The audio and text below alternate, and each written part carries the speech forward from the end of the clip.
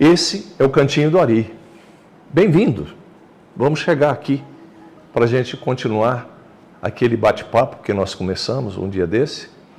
E eu gostaria muito de falar sobre um tema que foi desenvolvido no meu consultório, com o apoio da minha companheira, que também é terapeuta, é psicóloga e já tem uma grande atuação em rede, que chama Simone Martins, tá? Se você depois quiser saber alguma coisa sobre o trabalho dela, você vai ver lá. Sobre as personalidades subjetivas, que é um tema que eu desenvolvi dentro do meu consultório, e esse tema ele ganhou um espectro de abrangência em termos de resultado terapêutico muito importante. Por quê? Porque nós começamos a abordagem do que é personalidade subjetiva quando eu comecei a estudar Jung sobre a questão dos personas e dos arquétipos. Então, ali a gente foi conhecer as nossas sombras, né? E essas sombras foi o que me instigou a trabalhar a questão do descobrimento da personalidade subjetiva. Então, o que é a personalidade subjetiva? No vídeo anterior, eu estava falando sobre como eu fui formando o meu sistema de fomes. Mas na medida em que eu vou formando o meu sistema de fomes, eu vou criando dentro do meu campo psíquico, como dizia Jung, né, do inconsciente coletivo, que tem entre o inconsciente coletivo e a minha presença de mundo, eu tenho o software dos personas e tenho o arquétipo, que é o lugar onde eu atuo o meu software, dentro do coletivo e dentro do consciente imediato. Então, onde entram as personalidades subjetivas? As sombras. O que são as sombras? São as nossas criações mentais, que elas existem, estão no quarto estado da matéria, e elas são identificáveis a partir do movimento dos comportamentos repetitivos. Comportamentos dos quais muitas vezes você os tem e nem tem percepção clara deles. Então você pensa de um jeito o mundo e reage de outro, porque é o condicionamento animal, que Pavlov falava lá atrás, que nos ajudou muito dentro do campo da ciência, que todos os animais são condicionáveis e são condicionados. E um dos elementos que mais condiciona o animal humano é a sociedade. Então, isso vem através da cultura. Então, a cultura ela vai trazer o quê? O processo para ser aceito da repetição. Esse processo é um grande arquétipo. Então, cada comunidade, cada localidade tem um arquétipo distinto, porque vai formando, dentro dos seus valores, segundo as necessidades daquele povo, um ambiente mais peculiar. Só que esse ambiente, no campo infrapsíquico, ele tem um formato material, num outro estado da matéria. Então, isso não é uma questão de religião e nem de religiosidade. Isso é uma questão comportamental dentro do núcleo da sociabilidade humana. Então, as personalidades subjetivas, elas foram identificadas quando eu comecei a trabalhar, através do processo de rebaixamento de consciência, a tomada de consciência que determinado comportamento que eu tenho, ele tem como um vício um arquétipo, que é a construção mental que eu desenvolvi, que funciona através desse sistema de crença, que eu desenvolvi esse arquétipo, ele gera esses padrões de comportamento repetitivos. Então, muitas vezes, eu passo por um processo de psicoterapia e depois eu tenho a reincidência desses comportamentos, porque não foi trabalhado o processo da redefinição de crenças. Mas para redefinir crenças, eu vou ter que trabalhar o processo de tomada de consciência, que eu tenho comportamentos que, se não trabalhados na origem, eu não vou conseguir ressignificá-lo. Então eu tenho que revisitar os momentos através da terapia, independente da abordagem das correntes psicológicas. É possível fazer isso, né? Você ir voltar lá e trazer para a consciência imediata os gargalos que você foi deixando na sua história. E você, tomando consciência e revisitando eles, através da própria mente que criou os gargalos, ela vai desmanchando esses gargalhos. Ela vai desmaterializando esses gargalhos.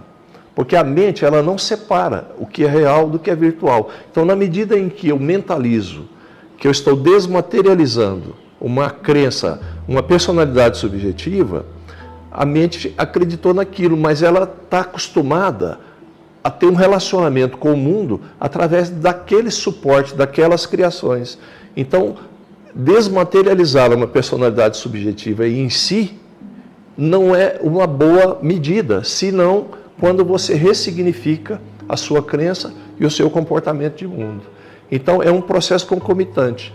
Você revisita o seu ambiente de mundo, onde você formou as crenças, você vai lá, desmaterializa as crenças e coloca outra coisa no lugar, que é um novo ambiente em que você começa a incluir sem sentir o déficit da presença, da ausência da crença, das personalidades subjetivas. Então, todo ser humano, independente de cultura, de localidade onde nasceu, né, ele tem esse processo co-criador e ele é contínuo. E o que determina a criação contínua são as crenças que eu tenho sobre o mundo. Então, na medida em que eu acredito que o mundo é assim, eu vou gerar esse tipo de crença interna para sustentar esse comportamento.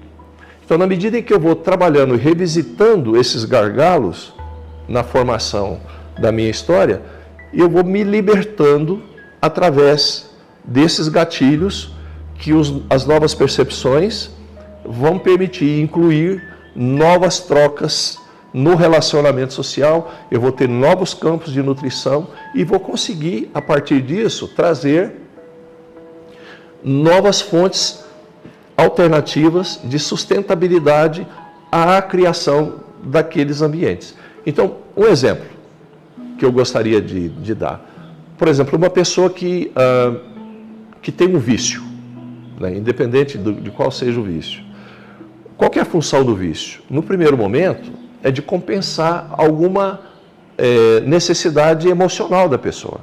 Então, ela tem no vício um aporte através do qual ela se sente mais segura, mais confiante. Tá? Só que na medida em que isso vai passando, o tempo, aquele vício vai alterando bioquimicamente o nosso corpo. E na medida em que ele altera o nosso corpo, ele já deixa de ser algo opcional, já passa a ser algo necessário. Então, eu começo a alterar toda a minha fisiologia para manter um vício. Então, esse vício, para mim me libertar dele, não é uma questão de ser forte ou ser fraco. Eu tenho que tomar consciência do momento em que eu me vulnerabilizei a buscar esse tipo de aporte. Então, ali você vai redefinir, vai ressignificar e vai começar a dar uma nova direção para aquilo, desintoxicando metabólica e organicamente o seu corpo do vício de forma lenta, progressiva, porque se você corta o vício de uma vez, o corpo está acostumado a produzir o antídoto às toxinas que o vício produz. Se você para de colocar as toxinas, o corpo continua produzindo o antídoto e o corpo não sabe o que fazer daquilo. Então aquilo deixa a pessoa pior do que estava antes. Então é muito importante a gente entender que a função das personalidades subjetivas, elas não são funções aleatórias, mas elas não são seres. Elas são criações mecânicas da nossa mente. Mas elas começam a interferir no nosso comportamento na medida em que elas passam a ser suporte das minhas decisões. Então, as personalidades subjetivas, elas são produto das minhas crenças de como eu me vejo no mundo, como eu me relaciono com o mundo e quais são os meus limites com o mundo. Então, quando eu começo a trabalhar as personalidades subjetivas, eu começo a ter um processo de liberalização para chegar no meu mundo outros recursos que, por limitação da própria condicionante orgânica e bioquímica que os hábitos sociais, os vícios, vão produzindo, eu não desbloqueei certos recursos e talentos que eu tenho dentro de mim.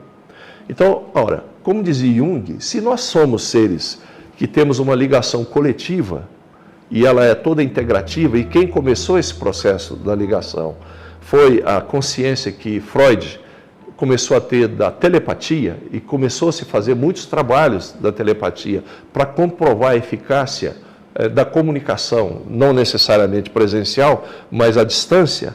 Então percebeu-se que o ser humano ele tem ligações muito sutis que liga de forma objetiva o que o Freud chamava de iceberg, que o seu primeiro discípulo, que foi Carl Jung, veio falar do inconsciente coletivo. Então, como é que funciona esse inconsciente coletivo? Ele funciona em rede. Como é que é essa rede? Nós temos hoje, grosso modo, a internet. A internet é uma rede que conecta a humanidade inteira hoje. Então, hoje a humanidade inteira tem acesso à internet, em qualquer lugar que ela tiver. Ora, o inconsciente coletivo é muito mais abrangente do que isso, porque ele entra, quando você tem uma predileção, você tem sempre alguém ou uma rede de pessoas que atuam por similaridade naquilo. Essa similaridade você entra em rede e você reforça isso em rede. Então, por isso que as coisas começam a criar movimentos de força e, de repente, ela expande muito rápido. Porque entra no consciente, o consciente entra no comportamento, o comportamento entra em rede, e isso se propaga, isso se reforça, e, de repente, está todo mundo fazendo aquilo. Então, assim, é muito importante a gente entender que como é que funciona isso. O nosso consciente, enquanto nós estamos aqui conversando, eu e você, ele está processando 40 estímulos por segundo. Concomitantemente, ele funciona a 20 mil no inconsciente. Então, em rede, ele expande cada gatilho que eu jogo em 20 mil. Então, eu vou buscar o quê? O simílimo em rede. Então, se eu gosto, por exemplo, de um determinado tipo de arte, a hora que eu começo a me conectar com aquele tipo de arte, tem um algoritmo no Google, por exemplo, que de repente começa a aparecer uma infinidade daquilo ali. Aquilo ali é, grosso modo, como a nossa mente funciona. Então, a nossa mente, ela funciona numa potência que é no mínimo 500 vezes mais do que qualquer máquina mais potente que o homem já desenvolveu. Então, é muito importante a gente tomar consciência do que faz em nós aquilo que inadvertidamente eu deixo passar desapercebido, que é os vícios. Os vícios são extremamente deletérios à nossa sensibilidade e ele nos judia muito, porque ele trabalha de forma corrosiva a nossa autoestima e começa a nos prejudicar na nossa capacidade criativa. E o ser humano não vive só do arroz e feijão, ele vive do processo co-criador.